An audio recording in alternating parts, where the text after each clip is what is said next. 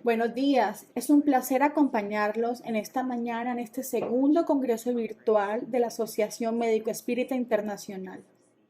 Hoy les voy a presentar una charla llamada El médico como sanador, lo que realmente habla sobre nuestro rol en la relación con nuestros pacientes. No tanto sobre de que somos sanadores, pero que posibilitamos lo trascendente dentro de los ambientes clínicos. Lo hacemos posible para nuestros pacientes y sus familias, pero también para nosotros mismos. Indudablemente el COVID ha dilucidado la necesidad urgente por el cuidado espiritual. Y como subrayo en esta diapositiva, ha detonado una tremenda cantidad de reflexiones en cara a la incertidumbre, en torno al enfrentar nuestra mortalidad, en nuestros seres queridos, nuestros pacientes, levantando profundos cuestionamientos sobre el sentido, el propósito, el legado, entre otros. Muchos pacientes y médicos han sufrido angustia a nivel espiritual, aislamiento, pérdida, angustia moral, duelo, desesperación, desesperanza, entre otros. Y esa sensación que todos hemos podido sentir o continuamos sintiendo de que no podemos arreglar todos nuestros pacientes y la experiencia del poder de la presencia ante la incertidumbre. Recuerdo que el año pasado cuidé a muchos pacientes, pero uno de mis pacientes estuvo cerca al fin de su existencia, con metástasis con cáncer de seno, y desafortunadamente se contagió con COVID y fue hospitalizada en su hospital. Y en su primera noche de estar hospitalizada me escribió y hablamos después por celular sobre cómo nadie estaba respondiendo cuando presionaba el botón de llamado, sobre cómo necesitaba un capellán de manera inmediata, ya que estaba experimentando una extrema angustia espiritual y existencial, así como religiosa, así como requería el manejo del intenso de sus síntomas, pero siguió presionando el botón y nadie llegaba. Su sufrimiento era palpable, era intenso, pero en paralelo conozco a esos médicos y ellos estaban haciendo todo lo que estaba en su poder para responder a las necesidades de todos los pacientes que sufrían angustia en ese momento en el hospital. Ahora, mientras estoy hablando sobre esto en el COVID, también ha sucedido antes del COVID y seguramente seguirá ocurriendo después del COVID. Nos enfrentamos frecuentemente como médicos con pacientes seriamente enfermos y estamos usualmente cansados y agobiados, intentando dar lo mejor de nosotros para proveer esa atención. Entonces, espiritualmente es algo que es crítico para nuestros pacientes, pero también para nosotros. Entonces, ¿es posible la transformación en medio de las crisis severas? Y claramente un aspecto que nos une a todos es la experiencia global de crisis severa debido al COVID. Pero nuestros pacientes previos al COVID tenían enfermedades severas. Estuvieron en crisis serias también. Muchos de nosotros experimentamos crisis en nuestra propia vida. Es solo que el COVID nos ha unido como comunidad para decir que esto es difícil. Tenemos que encontrar esa sanación para nosotros mismos. Necesitamos ayudar a nuestros pacientes a encontrar la sanación. Entonces, ¿qué es esa sanación? Es la búsqueda por el sentido, la esperanza y eventualmente la sanación. Betty Farrell y su colega Nessa Coyle han escrito un hermoso libro sobre la naturaleza del sufrimiento y las metas de la enfermería. Y en ese libro ellas dicen, el sufrimiento ocurre cuando un individuo se siente sin voz. Esto puede ocurrir cuando la persona está muda al darle palabra a su experiencia o cuando sus gritos no son escuchados. Mi paciente estaba escribiéndome sus gritos. Mi paciente estaba contándome sobre sus gritos en el teléfono. Ella dijo, ¿me moriré de COVID? ¿El COVID me sacará? Todavía tengo cosas que decirle a mis hijos antes de morirme. Sácame de aquí para poder hacer eso. Ese era su sufrimiento. Y ese sufrimiento, o otros tipos de sufrimiento que los pacientes experimentan, ellos necesitan ser escuchados y nuestro sufrimiento debe ser escuchado. ¿Qué es lo que los pacientes más valoran en la atención? Bueno, muchos estudios han reportado que los resultados positivos en torno al empoderamiento de los pacientes y el compromiso productivo en su cuidado y la atención médica mejorada fueron asociadas con ser escuchado o recibir tiempo, ser tratado de manera holística como una persona en vez de como un conjunto de problemas, o como una persona completa con sus necesidades biopsicosociales, espirituales y como un individuo. Y cuando podemos escuchar esas historias de nuestros pacientes, podemos realmente comprometernos en la toma de decisiones de manera compartida, porque sabemos con quién estamos compartiendo la información. Tenemos esa relación que es tan importante. Y cuando los pacientes no son escuchados, los resultados incluyen sufrimiento y angustia, la pérdida de confianza e inseguridad, ausencia de falta de cumplimiento, acceso inadecuado a los servicios y peor salud y calidad de vida. Entonces enfoquemos un poco nuestra atención en escuchar. Como Henry Nouwen escribió, escuchar es una forma de hospitalidad espiritual con la que invitas a extraños a ser amigos, para llegar a conocer más plenamente sus yo profundos e incluso atreverse a estar en silencio contigo. Incluso atreverse a estar en silencio contigo. Entonces el poder en escuchar no es solo haciendo preguntas y después pensando en la siguiente pregunta que podrías hacerle al paciente, sino encontrar ese espacio de silencio para realmente invitar a la persona a compartir cualquiera que sea su más profunda preocupación. Eric Cassell también ha escrito en su primer libro, Sufrimiento y las metas de la medicina, y le dio permiso a Betty Farrell para usar el mismo título en su libro sobre el sufrimiento y las metas de la enfermería. Y en ese libro, él escribe sobre la enfermedad y cómo ella puede interrumpir el sentido de quiénes son las personas, su significado y su propósito. Sanar puede resultar de la reconexión con lo trascendente, o lo santo, lo sagrado, como sea que la persona lo comprenda. Y eso también sucede dentro de una relación cariñosa entre el paciente y el médico. O sea, para nosotros como médicos, para adentrarnos en esa relación cariñosa, necesitamos saber quiénes somos, qué es sagrado para nosotros y cómo eso se manifiesta en nuestro cuidado con nuestros pacientes. Eric Cassell continúa diciendo que la trascendencia es probablemente la más poderosa manera en la que uno se restaura para la totalidad. Uno se restaura para su totalidad. Y habla sobre cómo la profesión de la medicina aparece ignorando el espíritu humano. Aunque pienso que en estos 20 años esa herramienta G-Wish ha sido desarrollada en su trabajo y muchos de mis colegas que presentan un agradezco están cambiando eso. Y él habla sobre ver a los pacientes en las enfermerías que se convierten en solo cuerpos.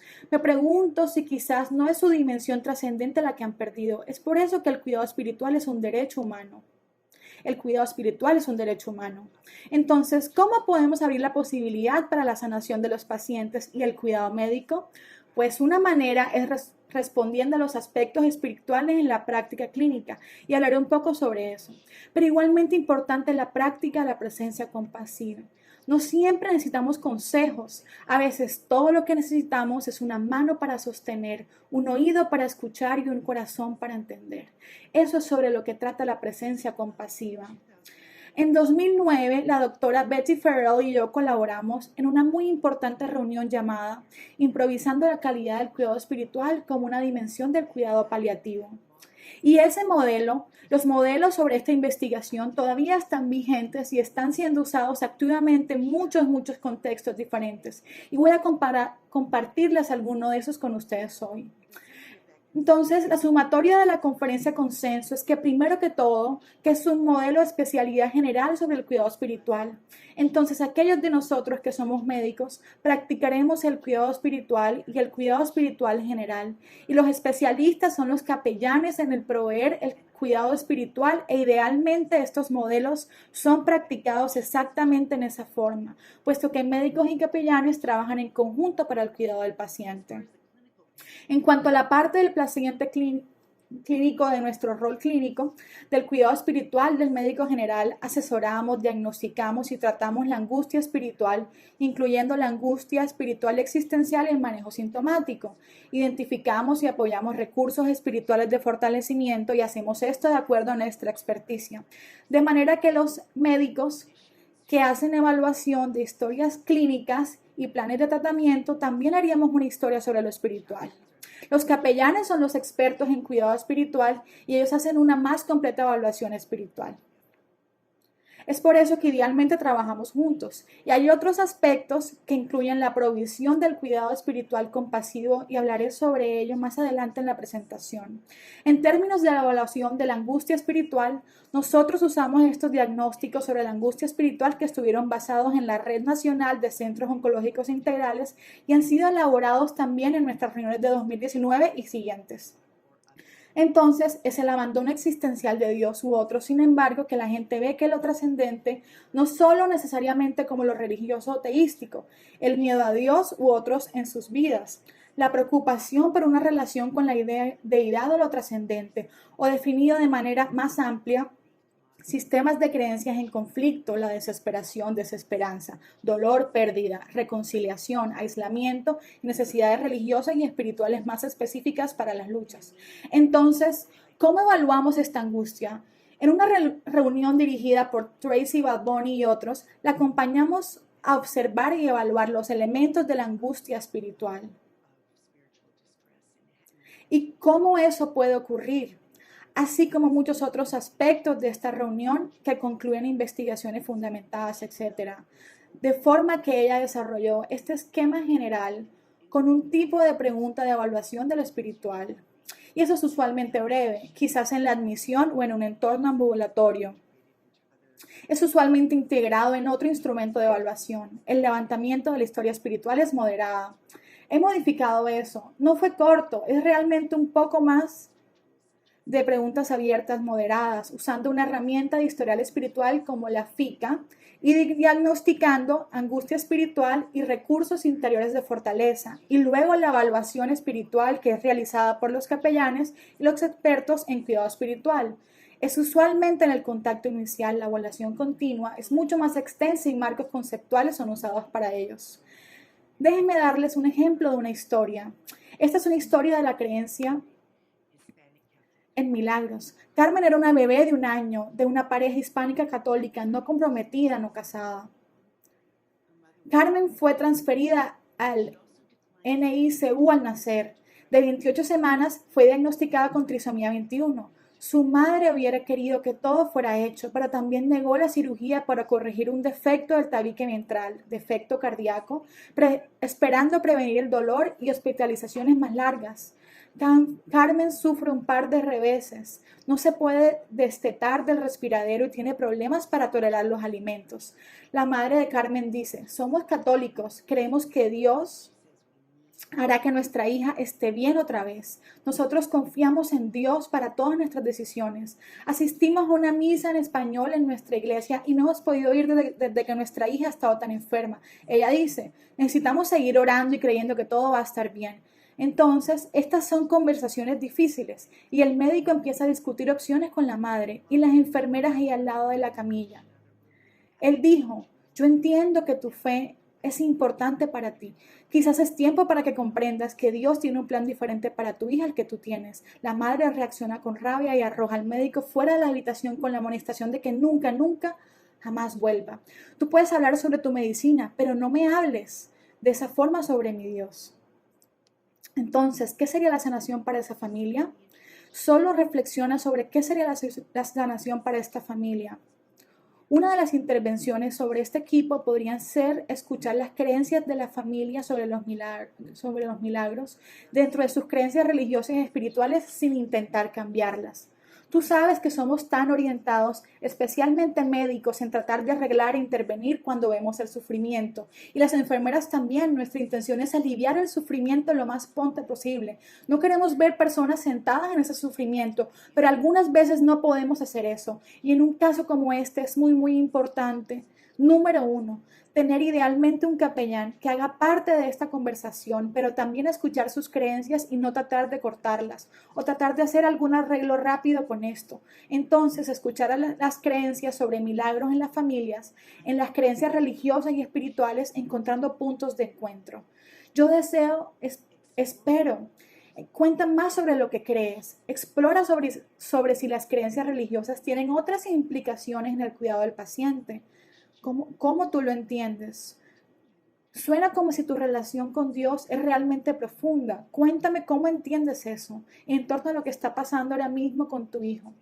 Pregunta sobre las esperanzas de la familia paciente con el hijo. No le preguntes inicialmente, ya que puede verse muy desdeñoso con sus creencias, pero a medida que vas profundizando en la conversación y escuchando, cuéntame un poco más sobre cuáles son tus esperanzas con este niño. Practica presencia. Sugiere consejería continua con el capellán del equipo. Es una cuestión de momentos, ¿sabes? Intentando ver primero en dónde se encuentra la familia y luego compartir.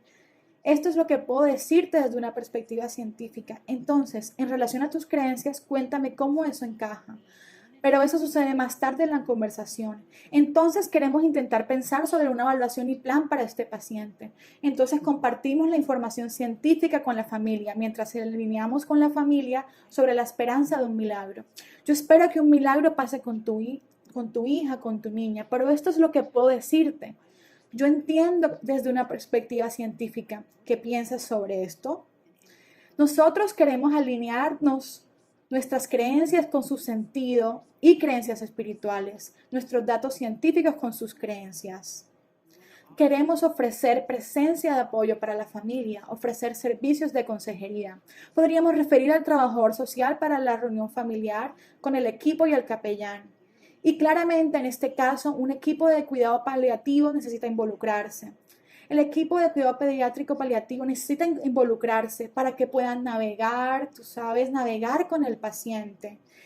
En la primera visita podemos no dar las noticias de lo que pensamos está sucediendo con el tratamiento de manera inmediata.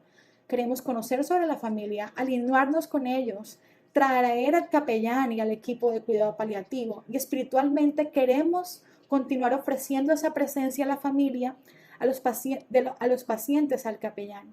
Y espero en nuestro tiempo que hayamos podido expresar con esta presentación nuestros pensamientos sobre qué podemos intervenir con esta familia. Entonces, en esta familia, si podemos llegar a algún acuerdo, si el equipo llega a algún tipo de entendimiento sobre en dónde se encuentra la familia y es capaz de hacer que la familia hable sobre lo que necesita y que sus necesidades son atendidas y el equipo haya sido capaz de expresar sus preocupaciones, ahora, ¿quién será sanado en un encuentro como ese? ¿Quién facilitó eso y cómo fue? ¿Fue la familia la que se sanó? ¿Fue el médico, la enfermera, el trabajador social, el capellán, el paciente? ¿Y cómo sucedió? Con esas conversaciones, ¿cómo esas conversaciones difíciles sucedieron? Sabes que en mi propia experiencia acabamos de celebrar el 20º aniversario del G-Wish y fue virtual y estaremos compartiendo el enlace a YouTube de ese evento que compartiremos a través de nuestra lista y en Facebook. Somos muy privilegiados de contar con el capellán Kevin, quien es el capellán para la Casa de Representantes de los Estados Unidos. Ella fue entrevistada y una de las cosas que dijo sobre los capellanes es que cuando ellos entran en una habitación, arrojan luz sobre lo trascendente en esa habitación. Entonces, imagina este escenario en el que en una UCI sabes que las luces parpadean, todos están tensos, pero lo trascendente está ahí. ¿Cómo arrojamos esa luz sobre lo trascendente? ¿Cómo llegamos a entender eso en nosotros mismos? Ella también dijo, el capellán Kevin habló sobre el espacio verde en el que operamos. Ya sabes, en estos momentos agitados en la UCI podemos estar en la zona roja, lo que es realmente estresante, pero si podemos conectarnos con ese espacio verde dentro de nosotros mismos, en ese lugar donde se encuentra para mí lo trascendente, ese entendimiento, si podemos hablar desde allí, si podemos ayudar a que en estos encuentros se escuchen las voces de todos y que tal vez se produzca la sanación. Entonces, tanto para el paciente como para la familia, la sanación está en la relación, esa escucha compasiva, esa presencia. Esa es una parte clave de eso.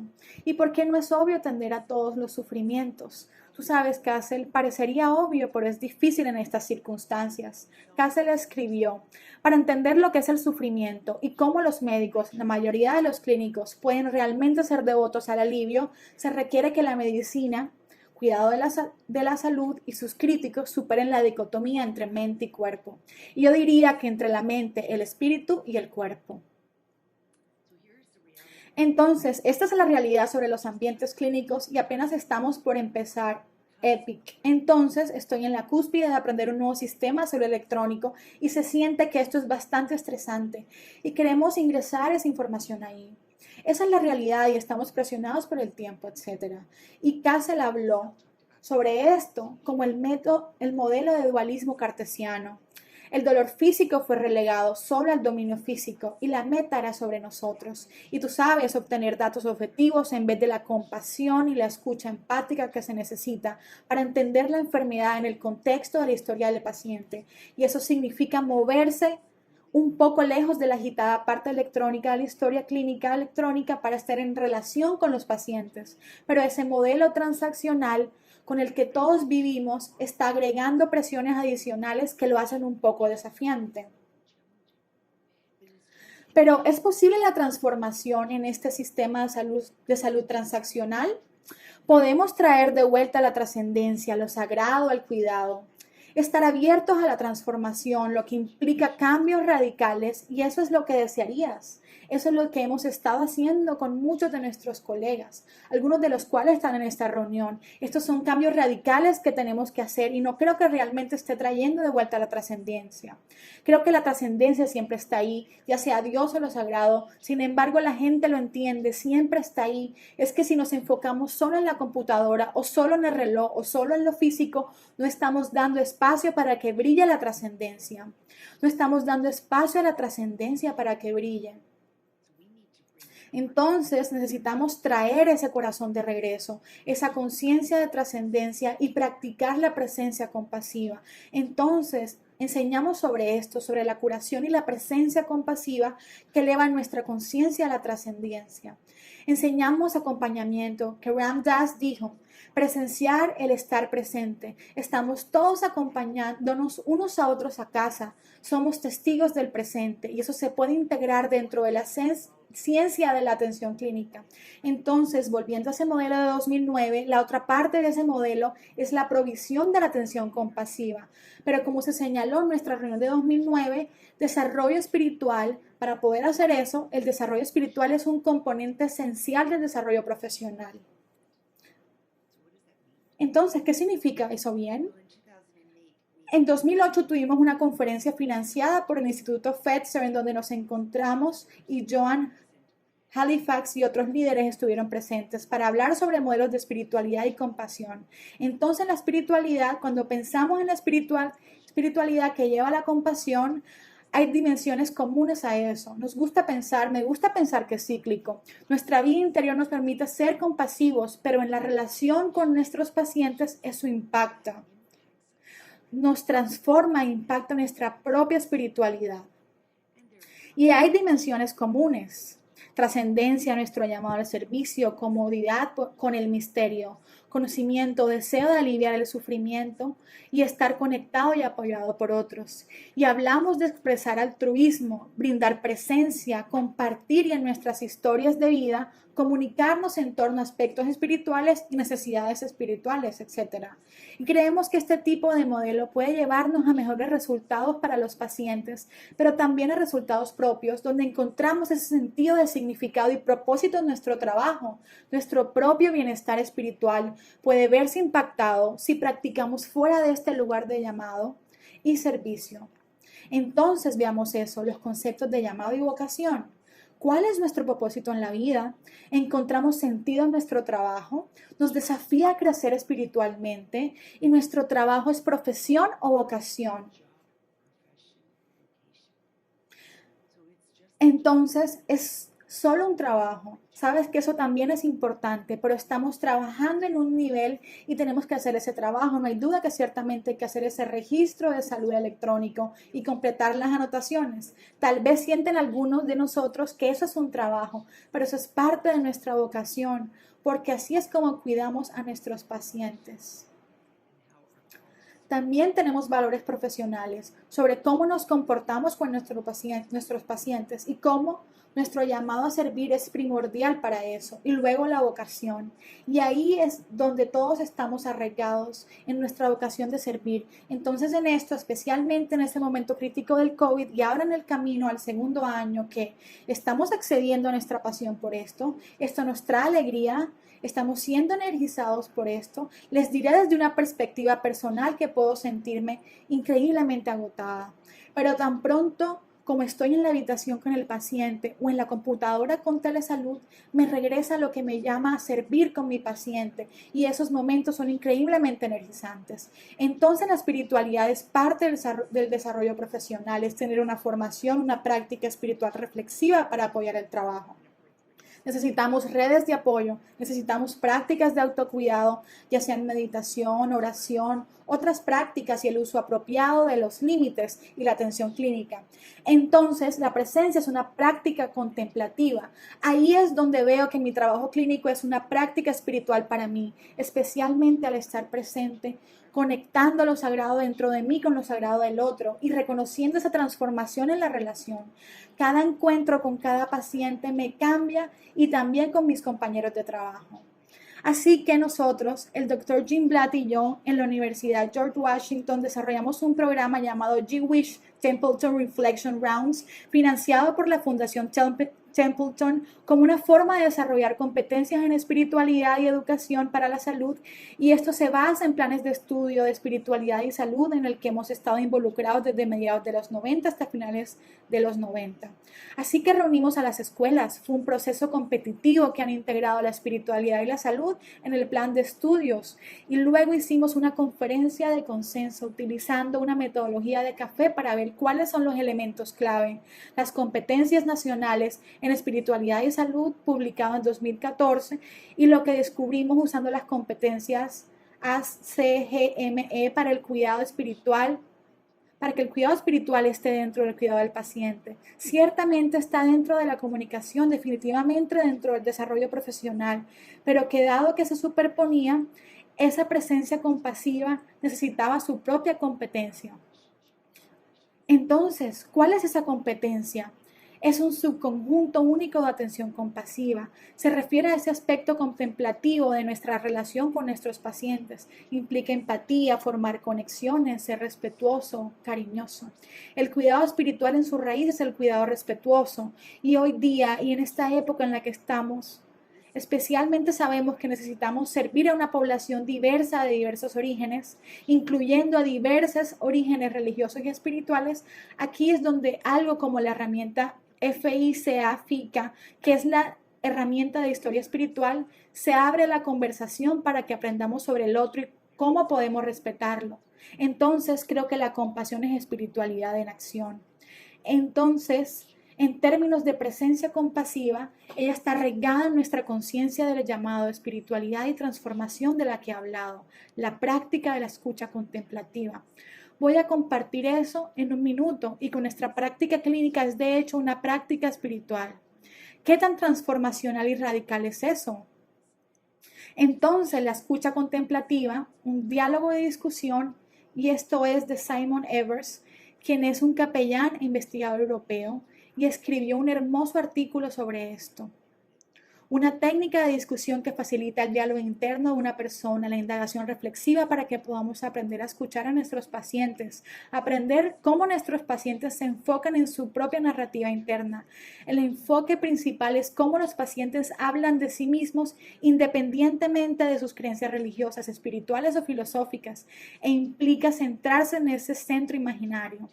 Para mí eso se traduce en ese espacio verde del que habló el capellán Kibben, esa parte interior de mí que es espiritual, que conecto desde ese lugar, particularmente en esos momentos en los que intento estar presente en el sufrimiento de otro, y en esos momentos estamos siendo testigos. Es el paciente quien es el experto, no nosotros. No juzgamos, no somos invasivos, todo el espacio lo ocupa el paciente. Utilizan todos los puntos de vista posibles y personalizan las convicciones en su convicción personal emocional actual y ese es un diálogo importante. Entonces, simplemente lo que eso significa es que cuando me muevo hacia un espacio donde el paciente puede compartir, escucho a mi corazón, así como al paciente. Y luego de que terminan de compartir, mi pregunta no viene de mi intelecto, sino viene más de ese espacio verde.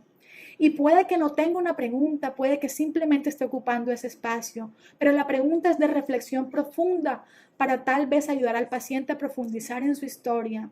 Entonces queremos resistir el impulso de arreglar, queremos escuchar y ser en lugar de hacer y queremos resistir ese impulso de liderar en esos momentos de escucha profunda. Es el paciente o la familia quien está liderando la conversación. Entonces desarrollamos un programa llamado ISPEC, Plan de Estudios de Educación de Cuidado Espiritual Interprofesional, y acabamos de tener un ISPEC la semana pasada y tuvimos un nuevo contenido para ese ISPEC, que es el ISPEC pediátrico. Tuvimos un increíble viaje con nuestros colegas y uno de nuestros colegas al final dijo que nos estamos desarrollando juntos, todo el grupo, estamos desarrollando una confraternidad mundial y eso es lo que se siente cada vez que participamos en esto, en esta conferencia. No se trata solo de pasar información al otro, es realmente un crecimiento colectivo que desarrolla cómo podemos servir mejor a nuestros pacientes a través del cuidado espiritual. Y una de las partes de ISPEC es un curso en línea al que pueden acceder actualmente en este sitio, que estará en un sitio específico al que se enviarán los enlaces. El tercer módulo trata sobre la presencia compasiva y en el que hemos ofrecido un modelo de Joan Halifax. Es un modelo de práctica contemplativa activa. Recopilamos nuestra atención, recordamos nuestra intención de servir o para mí se está moviendo nuevamente hacia ese espacio verde en el que nos sintonizamos con nosotros mismos y con otro. Consideramos a qué servimos y luego nos involucramos en ese momento y terminamos la interacción. Entonces el proceso es realmente aquietuar nuestra mente, conectarnos con nuestras propias creencias espirituales, con nuestra vocación de servicio. Nos enfocamos en esa intención de servir al otro y estar plenamente presentes. Somos conscientes del otro que puede ser lo trascendente en la habitación, no solo para el paciente, sino también para nosotros mismos. Practicamos esos principios de escucha contemplativa. Mantenemos ese espacio de silencio, sin arreglar, sin juzgar, sin respuesta. Y usamos nuestra propia conciencia, nuestra intuición, para hacer la transición hacia los aspectos clínicos donde son apropiados. Entonces podemos comenzar con él. ¿Cómo estás hoy? ¿Cuáles son tus preocupaciones? Y algunas de ellas pueden ser muy biomédicas, pero a medida que hacemos una historia espiritual usando, por ejemplo, la herramienta FICA, o cuando escuchamos sobre el sufrimiento de la persona, transitamos hacia este espacio de contemplación, de escuchar, de estar presente, de ser consciente de lo trascendente, de usar el silencio mientras el paciente habla de lo que le pasa. Y cuando ofrecemos ese silencio, llega un momento en el que podemos ver. Han hablado de lo que es importante para ellos. Entonces quizás hagas algunas preguntas reflexivas y ahora es el momento de volver al resto del encuentro clínico. Y así es como integramos adecuadamente nuestra propia vida interior. Tenemos una rara conciencia de que así es como podemos hacer esto, mantener ese espacio. Y en ese espacio puede haber esa oportunidad para que ese paciente o esa familia encuentre curación. Y tal vez también encontremos curación en esos momentos. Una estudiante de medicina comentó sobre ese módulo 3 y él dijo, me pareció que el módulo 3 es increíblemente inspirador. Sentí escalofríos y familiaridad con las motivaciones que traje a la escuela de medicina. Lo que ha sucedido desde que comencé la escuela de medicina es un enfoque excesivo en lo técnico y no un enfoque suficiente en los aspectos sagrados de la medicina. Espero poder poner estos principios en mi práctica. En particular, pretendo hacer una pausa antes de ver a cada paciente para poder centrarme y prepararme para lo sagrado del encuentro que se avecina.